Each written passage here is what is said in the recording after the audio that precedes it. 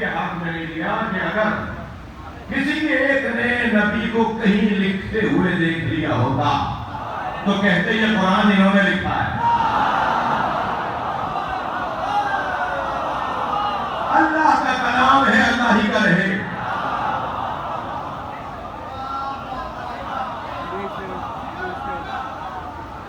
علم مصطفیٰ اس درجے پر, ربیع الاول کا مہینہ, علم مصطفیٰ اس درجے پر جو علی جیسے کو عالم بنائے, جس کا 3 سالہ حسن گود میں بیٹھ کر لوح محفوظ پڑھے, جس کا حسین دنیا میں آنے سے پہلے قرآن پڑھ کر آئے. کیا کوئی میں نے زیادہ ویسی بات کر رہی؟ الرحمن علم القرآن خلق الانسان, کیسے سمجھو گے؟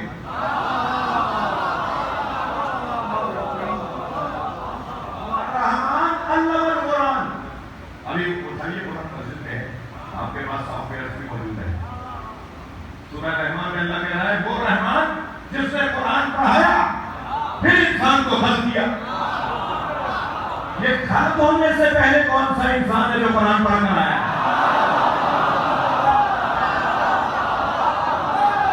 ارے نبی کو بشری پہلو میں دیکھنے والوں, تمہاری سادگی پر بھی قرآن.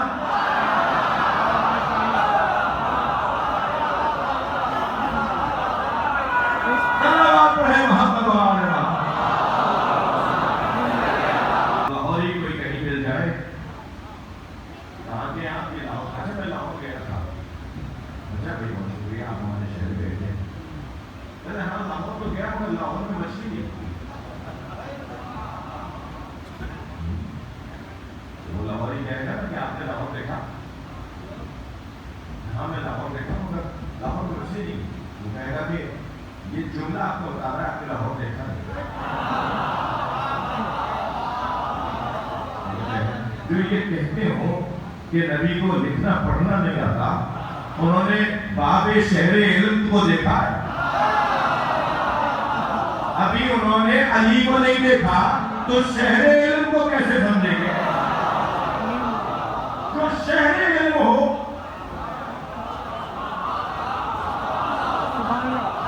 اس نے لکھنا پڑھنا نہیں آتا. مسلمان تیری سادگی پہ قربان. صلوات پڑھنے محمد و آل محمد.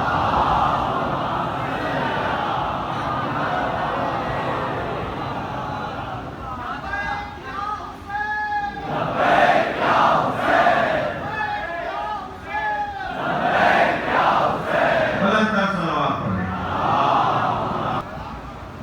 لقد ارسلنا, ہم نے بھیجا ہے نا. تو یہ سفیر ہے اللہ کے. اللہ کون ہے؟ رازق مطلق, خیر الرازقین, سب کو رزق دینے والا. تو جو رازق مطلق کی طرف سے آئے, سمجھ میں نہیں آتا کہ رزق ان کی طرف سے ملتا. آپ سفارت خانہ یہاں اسلام آباد میں کراچی میں جن مملکتوں کے سفارت خانے ہیں, اس ملک سے متعلق جو چیز آپ کو چاہیے ہوگی کہاں تک دیں گے آپ؟ اسی مملکت کے سفارت خانے میں درخواست دیں گے نا. آپ کو اسی مملکت کے سفارت خانے سے اس ملک کا مسئلہ حل ہوتا ملے گا. رازق مطلق اللہ. امت کو رزق چاہیے بغیر مصطفیٰ کے.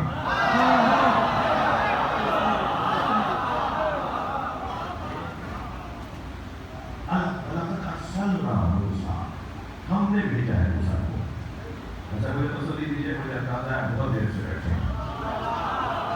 میں بھی جگہ اندر تنگ تھی تو موسیٰ صاحب کو میں نے پیچھے رکھانے میں بیٹھے سنا. زیادہ آپ کو رحمت بھی نہیں مطلب نہیں ہے. بسم اللہ بسم اللہ بسم اللہ. بہت دیر سے عبادت میں ہے. وَلَقَدْ أَرْسَلْنَا مُوسَىٰ, اور ہم نے موسیٰ کو بھیجا ہے. تو سارے کام اللہ کی طرف سے موسیٰ کریں گے نا اپنے زمانے میں. سارے کام یعنی اللہ کا پیغام پہنچائیں گے, اللہ کے رزق کا واسطہ بنیں گے, اللہ کے علم کا واسطہ بنیں گے. اللہ کا علم جس رستے سے ہو کر آئے گا تو حضرت موسیٰ کے زمانے میں. حضرت موسیٰ سمجھ میں آ جائے تو موسیٰ کا مولا نبی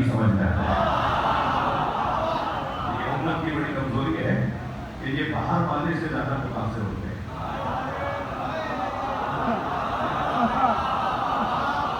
ہم اپنی مملکت میں اپنا کوئی زیادہ قابل بھی ہو نا تو اسے نہیں مانتے.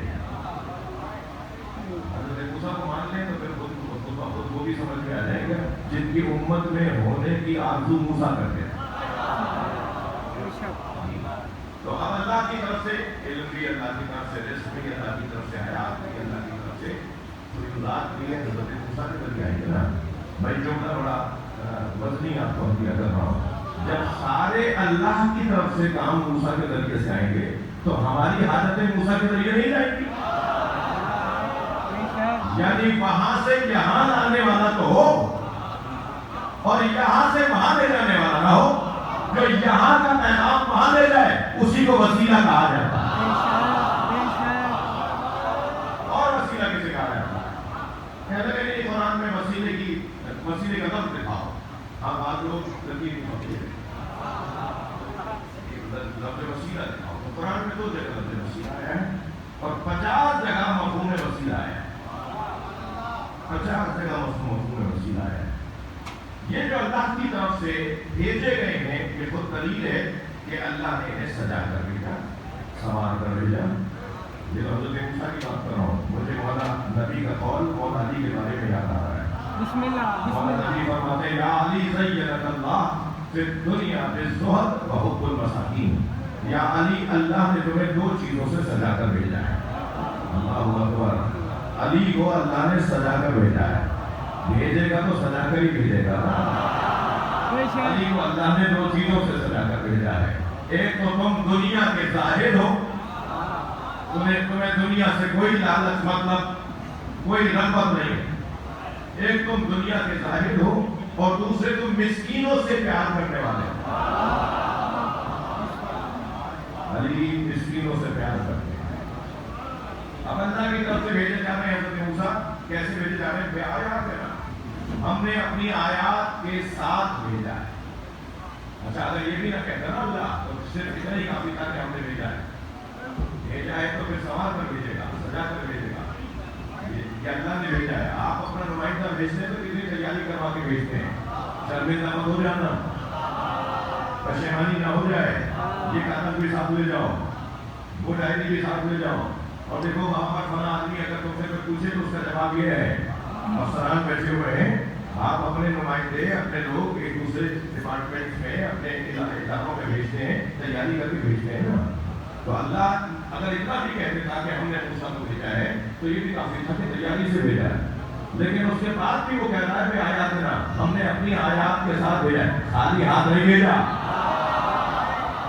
ہم نے موسیٰ کو آیتیں دے کر, نشانیاں دے کر, وسائل دے کر بھیجا ہے. اب حضرت موسیٰ کے پاس کیا کیا وسائل تھے؟ مجھے اجازت دے کہ میں مختصر کروں. حضرت موسیٰ کے پاس جو وسائل ہیں ان میں سے ایک وسیلہ, ایک آیت اللہ کی طرف سے دی گئی چیز وہ ہے عصائے موسیٰ. ایسے ہی کہہ رہے ہیں عصائے موسیٰ. جب حضرت موسیٰ چاہتے تھے لمبی ہو جاتی تھی, جب چاہتے تھے وہ عصا چھوٹا ہو جاتا تھا. حضرت موسیٰ سے ایسا باتیں کرتا تھا, حضرت موسیٰ سے یہ ایسا بولتا تھا. لکڑی کا ہے نا, تو بعض لوگ تو کہتے ہیں کہ بھائی تھوڑی گردن ہلا دو, میری بات جا رہی ہے. بعض لوگوں کا تو خیال یہ ہے کہ بولتا وہی ہے جیسے یہ سنتے ہیں, جیسے انہوں نے سنا ہی نہیں ہے وہ تو بولتے نہیں. پہلے یہ ہے, گونگا کوئی اور ہے.